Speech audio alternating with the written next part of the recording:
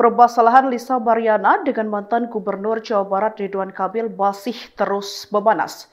Diketahui di tengah kisru tersebut muncul nama Raffelino Tuasi yang mengaku sebagai ayah biologis anak Lisa Mariana.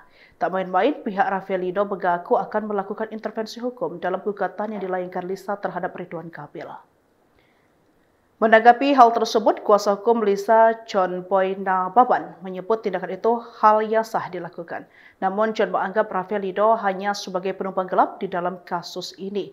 Ia merasa bingung pihak Raffelino yang mau ikut campur di dalam permasalahan kliennya. Lantas John mempertanyakan hubungan Raffelino dengan gugatan yang dilakukan Lisa terhadap Ridwan Kamil.